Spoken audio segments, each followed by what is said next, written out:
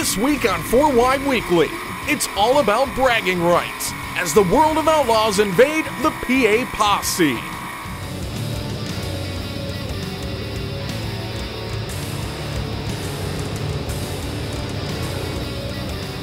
After a 14-year absence, the World of Outlaws made their return to Lincoln Speedway for the Gettysburg Clash, and unfortunately, Mother Nature would force the event to be pushed back one day to Thursday night. And Lance DeWeese and Sam Haferteep Jr. would bring the field to the green, with Haferteep jumping out to the early lead in the 1Z. But taking advantage of an early race restart, look at Danny Dietrich in the 48 machine as he would get past DeWeese in corner number 4 for the number 2 spot. And Dietrich would then get past Haferteep for the lead and pull out to a commanding lead out in front of the field. A lap 12 restart would give DeWeese a shot at Dietrich, but Dietrich would get to the high side and pull away from the field. Further back in the field, the car on the move after a lap 17 restart was the 15 machine of Donnie Schatz, moving his way up into the number 6 spot. Schatz would breathe even more life as on lap 23, Doug Esch would spin, setting up a dash to the end. But when the green flag waved yet again, it was Danny Dietrich pulling off to the commanding win, his first World of Outlaws Series victory. Lance DeWeese came home in second ahead of Sam Haferteep Jr., Corey Haas, and Lucas Wolf. We here to run warm-ups tonight because we were back here changing motors to detune for this night. You know, this is great. It's just amazing. I don't even know what to say other than to thank everybody that's been behind me that worked their butts off tonight to get this motor in the car back in the pit area. From there, the Outlaws would head to historic Williams Grove Speedway on Friday night, and it was double down Jason Sides leading the field to the green flag, not wasting any time, getting out in front in this one. Meanwhile, it was a battle of the posse a little further back as Fast Freddie Raymer would power his way under Darren Pittman into corner number 3 to take over the number 2 spot.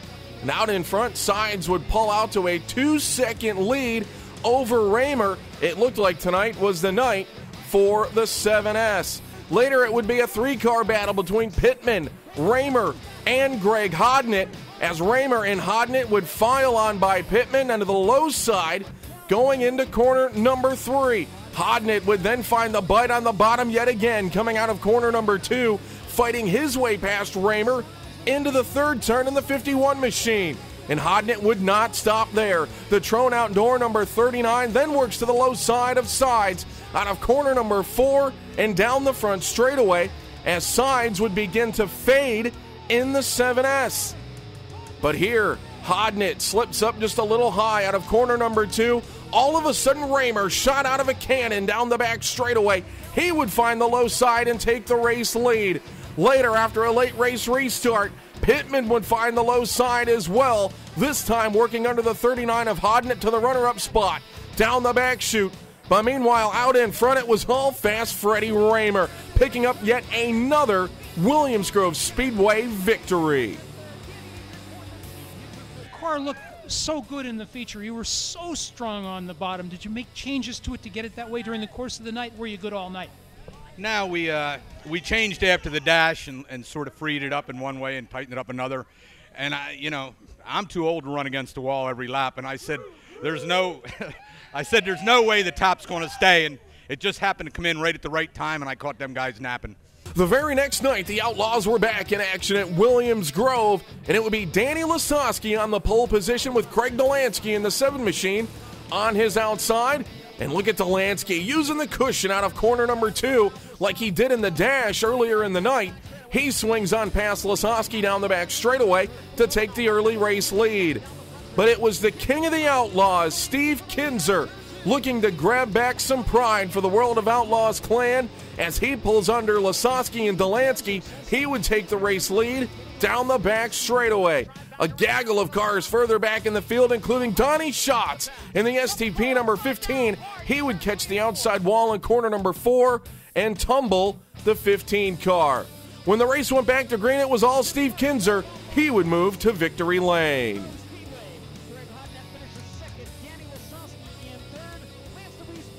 Steve, it looked like there was no possible way you were going to give up the bottom of that racetrack. No, I wasn't. I mean, you could see the whole line up there and everybody else, and if anybody would have been moving, it'd have been out of line a little bit, and it was, you know, it's just about the same as got rubber down and stuff, so there wasn't no place else really to run, but we was good enough early that we got to buy some cars, and that's what helped us.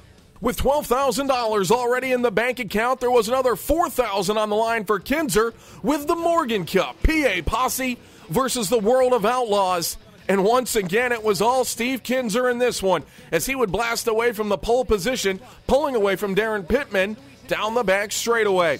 Lance DeWeese and Craig Delansky would be engaged in a great battle early on as well, as this would only be a 12-lap affair and nobody had anything for the Bass Pro Shops number 11 of Kinzer. Pittman came home second ahead of Justin Henderson, Delansky, and DeWeese.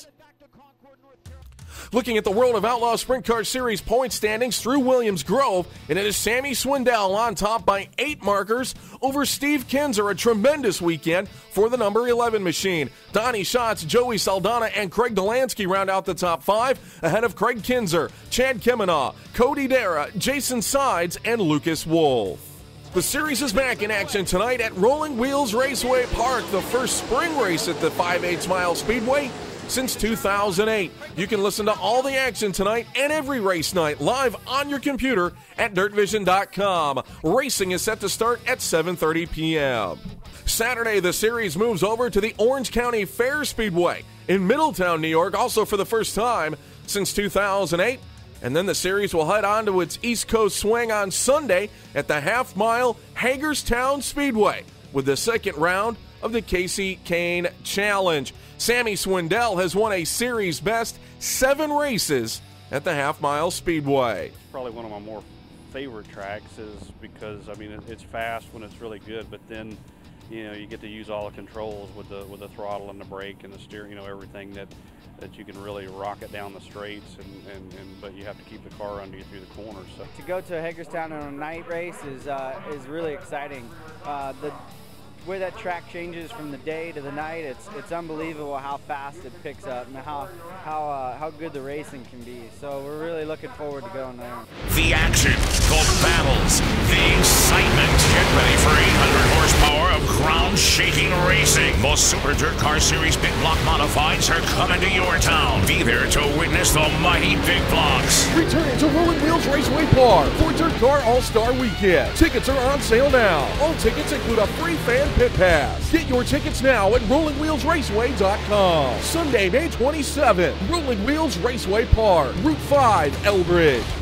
Welcome back to 4 Wide Weekly. Checking in with the World of Outlaws Late Model Series, and Darrell Lanigan holds on to the series points lead over Rick Eckert.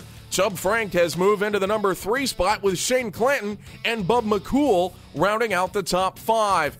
Timmy McCready moves up into the number 6 spot with Vic Coffey, Clint Smith, Pat Dorr, and Mike Marler rounding out the top 10. The series is off this weekend before a jam-packed weekend next week. Friday night, they take on the Wayne County Speedway, a track the series hasn't visited since 2006. We caught up with Chub Frank, who has a very impressive record at the track, to see what challenges the drivers face preparing for a return to a track after such a long absence. Well, I kind of know what the racetrack needs, but I'm sure they don't use the same chemicals that they used to use on the track. That was kind of how we told what tires to run and stuff like that. I just think I think it's going to take different tires than what we used to run there. So the track's going to be different. The cars are different that we're running. So, you know, there's quite a bit of difference. But I still think the track's probably racy. I did talk to some guys that ran there. One of my customers ran there, and I think Russ King won there a race here a few weeks ago, and you could pass. They say you could pass, so, you know, that's all that matters. As long as you can pass, if your car's good, you'll get to the front. Be sure to join us next week as we take a look back at the Sprint Cars East Coast Tour, preview the late models big weekend, and its all-star weekend for the Big Block Modifieds.